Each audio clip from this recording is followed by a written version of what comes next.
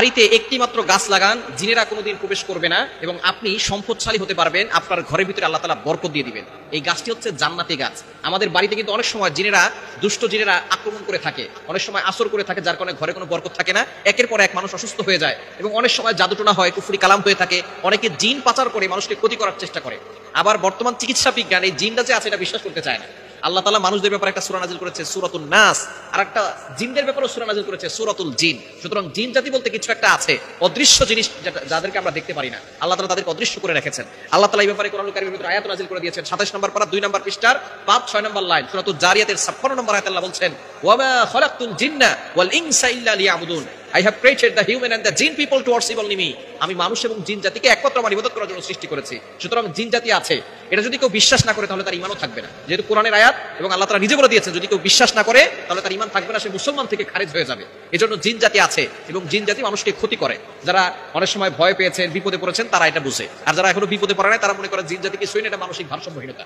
চিকিৎসা বিজ্ঞান যেটা বলে, আধুনিক সায়েন্স, তারা বলে এটা মানসিক ভারসাম্যহীনতা, জিন বলতে কিছুই নাই। এজন্য আমাদেরকে যারা মুসলমান তাদেরকে বিশ্বাস করতে হবে জিন জাতি আছে।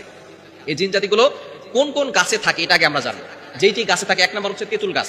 বড় যে তেঁতুল গাছগুলো আছে, আমাদেরকে অনেকে বলে হুজুর অমুক রাতে তেঁতুল গাছে নিতে গিয়েছিলাম তখন আমাদের অ্যাটাক করেছে, এরকম হয়। বট গাছে থাকে, বড় তাল গাছে থাকে, যে গাছগুলো অনেক বড় হয়ে গেছে, এই গাছগুলোতে জিন জাতি বসবাস করে। তবে একটা গাছ যদি আপনার বাড়িতে লাগাতে পারেন, আপনার ঘরে ঢুকবে না, সেটা হচ্ছে জান্নাতি গাছ, বড়ই গাছ। এই বড়ই গাছটা হচ্ছে খুবই ভালো একটি গাছ এবং এটা জান্নাতি গাছ। সিদরাতুল মুনতাহা, 7 আসমানের পর একটা জায়গা আছে সিদরাতুল মুনতাহা।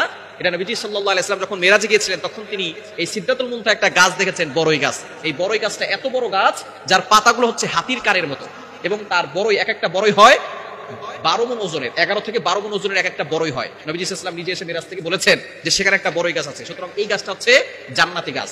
এবং আমরা যখন ইন্তেকাল করি তখন কিন্তু আমাদেরকে এই বড়ই গাছের পাতা দিয়েই আমাদেরকে কিন্তু গরম পানি দিয়ে তারপরে গোসল করানো হয়। নবীজি সাল্লাল্লাহু আলাইহি ওয়াসাল্লামের কলিজার টুকরা সন্তান যায়নাব রাদিয়াল্লাহু তাআলা আনহা, তিনি যখন ইন্তেকাল করেছেন তখন তাকে, বুখারী শরীফের হাদিস, এই বড়ই গাছের পাতা দিয়ে তাকে গোসল করানো হয়েছিল গরম পানিতে। এটা কেন বর্তমান চিকিৎসা বিজ্ঞান দেখতেছে যে বড়ই গাছের পাতা দিয়ে গোসল করানো হয় কেন। খুব সুন্দর সুন্দর সাবান আছে, অনেক সুগন্ধিযুক্ত সাবান আছে, এটাকে অনেক ক্লিন করে।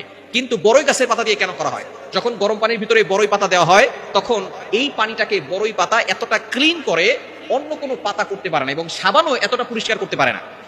এই বড়ই গাছের পাতাটার এতটা গুণ রয়েছে, যার কারণে মৃত্যুর সময় তাকে পবিত্র পানি দিয়ে এবং সুন্দর পরিষ্কার পরিচ্ছন্ন পানি দিয়ে গোসল করানোর জন্য ইসলামের বিধান রয়েছে। চিকিৎসা বিজ্ঞান অবাক হয়ে গেছে যে বড়ই গাছের পাতার ভিতরে এমন কি আছে, যার কারণে নবী সাল্লাল্লাহু আলাইহি ওয়াসাল্লাম 1500 বছর আগে কোনো সায়েন্স ছিল না, কোনো টেকনোলজি ছিল না, কোনো ল্যাব ছিল না, তখন নবী সাল্লাল্লাহু আলাইহি ওয়াসাল্লাম বলে গেছে বড়ই গাছের পাতা দিয়া গোসল করানোর জন্য।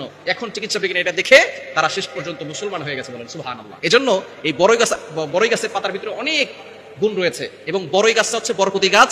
আপনার বাড়িতে যদি থাকে ইনশাআল্লাহ আপনার ঘরের ভিতরে বরকত আসবে এবং জিনরা প্রবেশ করতে পারবে না। এখন অনেক সময় এমন হয় যে আমরা গান বাজনা এবং এমন ভাবে কুফরির ভিতরে লিপ্ত হয়ে যাই, হারাম কাজ করি, তখন বড়ই গাছের কোনো কাজে আসবে না।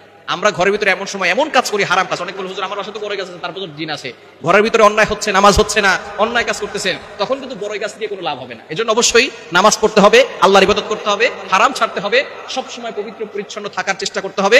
ইনশাআল্লাহ দেখবেন আপনার ঘরের ভিতরে বড়ই গাছ থাকলে তখন আর কোনো ক্ষতি কেউ করতে পারবে না। এজন্য বেশি বেশি করে আল্লাহর কাছে দোয়া করবেন, সম্পদের জন্য দোয়া করবেন। যেহেতু এই গাছটা সিদরাতুল মুনতাহা 7 আসমানের উপরে আছে বড়ই গাছ, সুতরাং সেই গাছটা যদি আপনার ঘরে লাগান, এই জান্নাতি গাছের জন্য, এই বরকতের জন্য আপনার ঘরের ভিতরে বরকত আসবে।